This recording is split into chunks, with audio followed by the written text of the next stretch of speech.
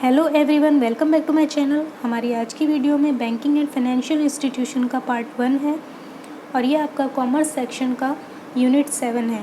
इसमें से 10 क्वेश्चंस आते हैं जो कि 20 मार्क्स के होते हैं। आपकी उसमें 10 यूनिट्स होती हैं और हर यूनिट में से आपके 10 क्वेश्चंस आते हैं और सभी क्वेश्चन 2 मार्क्स के होते हैं और इसमें कोई नेगेटिव मार्किंग नहीं होती है। तो ये एक काफ़ी सिंपल सेक्शन है। इसको आप अच्छे से पढ़ेंगे तो आपको 10 मार्क्स ईजिली मिल जाएंगे। इसी तरह से मैं सभी यूनिट के MCQs अपलोड करूँगी, तो आप मेरे चैनल पर बने रहिएगा। तो चलिए स्टार्ट करते हैं। Bank deposit refers to, bank deposit का मतलब क्या होता है? बैंक डिपॉजिट का मतलब होता है the amount of money standing to the credit of a customer of bank. Bank का जो कस्टमर होता है उसका जो मनी होता है उसको ही बैंक डिपॉजिट कहा जाता है। As per the RBI's clean note policy, writing on a currency note is. RBI की जो क्लीन नोट पॉलिसी है उसके अकॉर्डिंग अगर नोट पर कोई लिखता है, अपना नाम लिखता है या कुछ भी लिखता है, तो वो एक पनिशेबल ऑफेंस है। Okay. Nationalisation of banks aimed at all of the following except. Bank को का नेशनलाइजेशन करने का एक मेन उद्देश्य होता है, इनमें से कौन सा वो उद्देश्य नहीं है? Provision of control by a few, कुछ के द्वारा ही कंट्रोल करने का प्रावधान इसमें नहीं है। Option B. Who is the chairman of working group to review the benchmark prime lending rate constituted by RBI? RBI के द्वारा जो benchmark prime lending rate constitute किए जाते हैं उसका चेयरमैन कौन है? उसका चेयरमैन है दीपक मोहंती।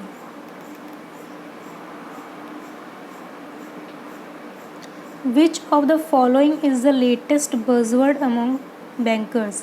बैंकर्स के बीच में एक नया जो बज़वर्ड है, नया वर्ड है, वो कौन सा है जो बहुत ही ज़्यादा चर्चा में रहता है? Financial inclusion. Option B. Central stationery department of SBI is located at. SBI का जो सेंट्रल स्टेशनरी डिपार्टमेंट है वो कहाँ पर है? कोलकाता में। Option B. Annual report on currency and finance is published by. जो करेंसी पर जो फाइनल रिपोर्ट बनाई जाती है करेंसी और फाइनेंस पर, वो कौन पब्लिश करता है? तो उसको पब्लिश करता है RBI। Option B. अगला क्वेश्चन देखिए। SEZ policy in India is motivated by the experience of. जो इंडिया की सेज पॉलिसी है वो किसके द्वारा मोटिवेटेड हुई? किसके द्वारा मोटिवेट हुई? चाइना द्वारा। In order to control credit को कंट्रोल करने के लिए CRR और बैंक रेट बढ़े हुए होने चाहिए, बढ़ने चाहिए। अगला क्वेश्चन देखिए। Total number of RRBs now functioning is. आज के टाइम में कितने RRBs फंक्शन कर रहे हैं? तो देखिए इनमें से इसका कोई भी ऑप्शन नहीं है, आपका आंसर हो जाएगा 43। अभी 2020 में 43 RRBs फंक्शनिंग है। The advance value of LIC policy is linked with. जो LIC पॉलिसी की एडवांस वैल्यू होती है वो किससे लिंक्ड होती है? सरेंडर वैल्यू से। Chalapathi Rao committee was meant for restructuring of. जो चलपति राव कमेटी है वो बनाई गई थी किसके रीस्ट्रक्चर के लिए? RRB के लिए, regional rural banks in India. SBI's new training initiative strategic training unit is located at. SBI का जो स्ट्रेटेजिक ट्रेनिंग यूनिट है वो कहाँ पर है? वो है हैदराबाद में। अगला क्वेश्चन देखिए।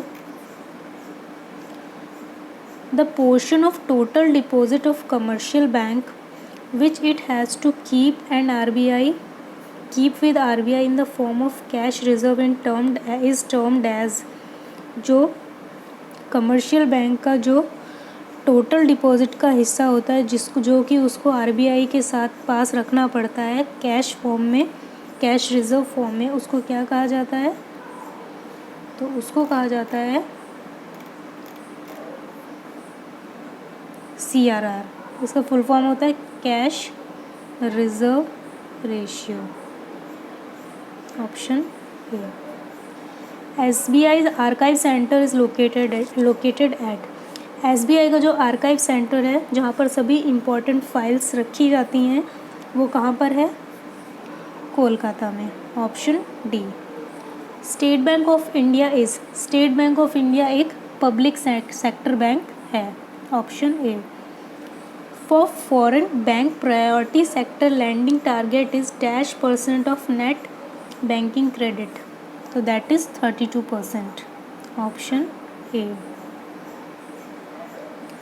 In term of PMLA, records of transaction of ₹10 lakh and suspicious transactions are required to be maintained for a period of, जो PMLA होता है उसमें जो ट्रांजेक्शन होते हैं वो कैश ट्रांजेक्शन 10 लाख का, और जो सस्पिशियस ट्रांजेक्शन होता है वो कितने ईयर्स तक के लिए मेंटेन रखना पड़ता है?